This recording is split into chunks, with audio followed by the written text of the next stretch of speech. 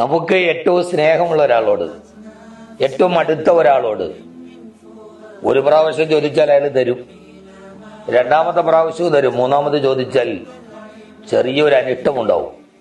മനുഷ്യൻ അങ്ങനെയാണ്. എത്ര കൂടുതൽ ചോദിക്കുന്നുവോ അതിനനുസരിച്ച് അവർക്ക് നമ്മളോടുള്ള അകലം കൂടും.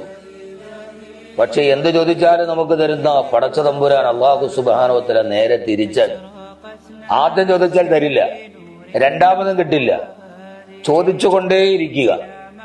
യാ അല്ലാഹു സുബ്ഹാനഹു വ തആല അവസാനമായിരിക്കും നമുക്കത് തരിക. ചോദിച്ചാലും ചോദിച്ചാലും അലോസരമില്ലാത്ത ഏറ്റവും വലിയ ഖജനാവിന്റെ ഉടമസ്ഥനാണ് നമ്മുടെ യജമാനനായ അല്ലാഹു. അവന്റെ ഖജനാവിന്റെ വാതിലുകൾ നമ്മുടെ മുമ്പിൽ തുറന്നിടുകയും ചോദിച്ചോളൂ തരാമെന്ന് പറയുകയും ചെയ്യുമ്പോൾ എന്തിനാണ് നമ്മൾ ചോദിക്കാൻ മടിക്കുന്നത്? അവനോട് ചോദിച്ചുകൊണ്ടേയിരിക്കുക. ഒരു നാൾ നാം ചോദിച്ചതെല്ലാം അല്ലാഹു നമുക്ക് തരും, ഉറപ്പാണ്.